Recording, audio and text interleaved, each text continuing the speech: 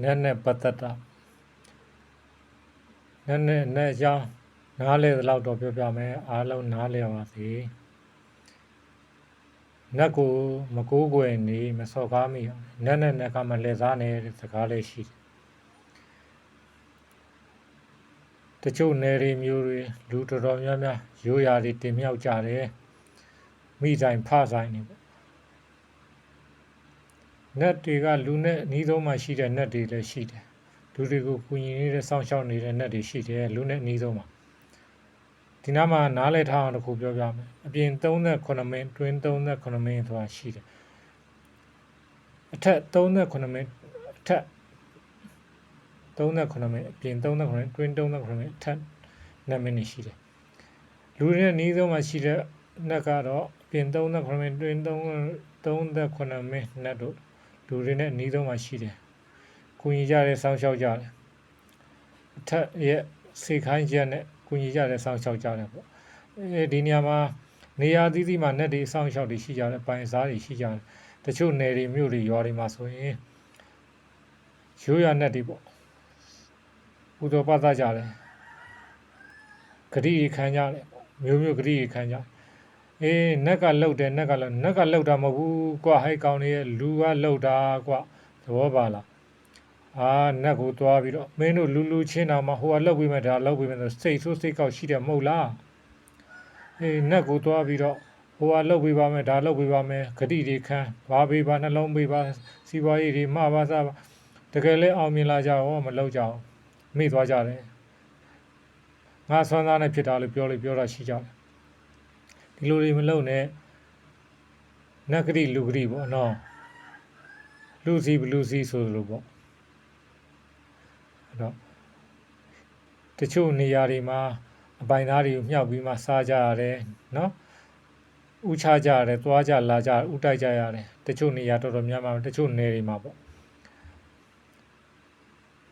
နော်ဘယ်နတ်ကိုဥတိုက်သွားတာတချို့အပိုင်သားတွေရှိတယ်တချို့နယ်တွေမှာဆိုလို့ရှိရင်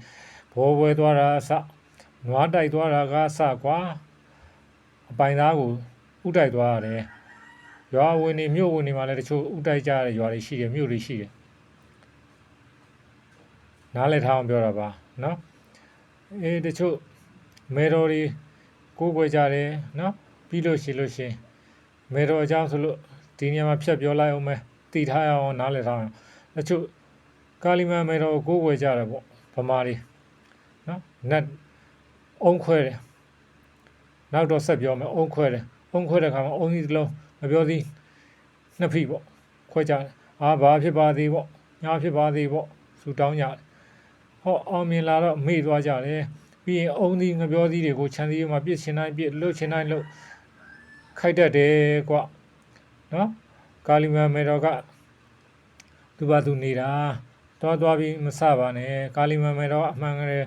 စောင့်ရှောက်ပါတယ်တချို့ဂတိတွေခံနာပြီးတော့မှပြက်ကြတယ်အမျိုးတွေခက်ခဲတွေကြုံကြတယ်ပေါ့တချို့ကလေးတွေတောင်းကြတယ်ကျမ်းမာရေးတွေကောင်းကြအမျိုးပေါ့ဒီအကြောင်းကိုနောက်ဆက်ပြောမယ်နော်လက်ရှိနတ်တင်ကြတဲ့အခါတို့မြန်မာမှာနော်နတ်တင်ကြအုံဆွဲကြတယ်ပေါ့နော်နတ်အုံးကြီးဆွဲကြတယ်နတ်တွေတင်ကြတယ်ဥရှင်တွေတင်ကြတယ်ဥရှင်တင်တဲ့အခါမှာပြောပြမယ်ဥရှင်တင်တာဝါဝင်မှာညနေပိုင်းတင်ရတယ်ဝါထွက်မှာမနက်ပိုင်းတင်ရတယ်ဒါမျိုးတွေရှိကြတချို့အမှန်တကယ်ဥရှင်တင်ပြီးဆိုရင်ဝါဝင်ညနေပိုင်းမတင်ရပါဘူးခင်ဗျာမနက်ပိုင်းတင်ရပါတယ်ဝါဝင်မှာမနက်ပိုင်းတင်ပေးရပါဝါအထွက်မှာညနေပိုင်းတင်ပေးရပါတယ်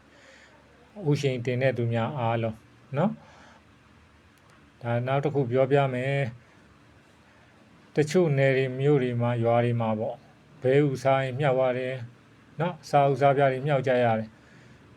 ယူတည်ပြုကြရတယ်ဥတိုက်ကြရတယ်တချို့ကွင်းတွေမှာကွင်းမိုက်နေလည်းရှိကြတယ်တချို့ဆောင်းလျှောက်တွေရှိကြတယ်တချို့အဲ့မှာအမှားတွေပြုလို့မိလို့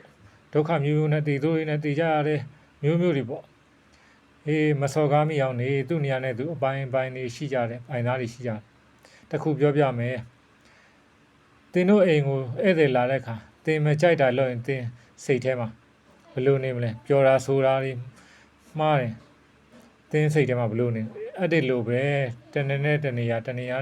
သူတို့နေရာကိုသွားရင်သူတို့လည်းဘဲကြိုက်မလဲပြောမှဆိုမှတွေမလုံးမိကြစေနဲ့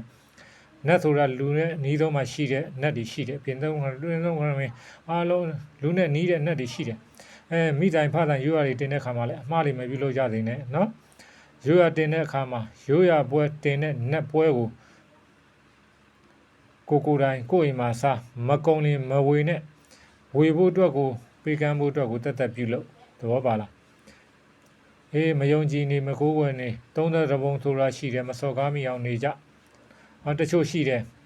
နတ်တွေကိုးကွယ်လာပြီးတော့မှဝမလေးဥတိုက်လာပြီးတော့မှကွာစေးကိုင်းလေးစေးစင်လေးတေးချာချာလည်းမတက်ဘူးစေးကိုင်းလေးစေးပေါပြီးနတ်တွေကိုစော်ကားတဲ့လူတွေရှိတယ်မေတော်တွေကိုစော်ကားနေတဲ့လူတွေရှိတယ်မေတော်တွေကိုမှတော်တော်စော်ကားလူတွေအများကြီးရှိတယ်မလုံးမိကြသေးရင်မေတ္တာရက်ခံပါတယ်နော်အရာရာတိုင်းမကိုးကွယ်နေပါမစော်ကားမိအောင်နေသုံးသက်တဘုံမှာရှိကြတယ်အားလုံးနတ်နဲ့ပတ်သက်တဲ့အကြောင်းတွေဆက်ပြီးတင်ပေးပါမယ်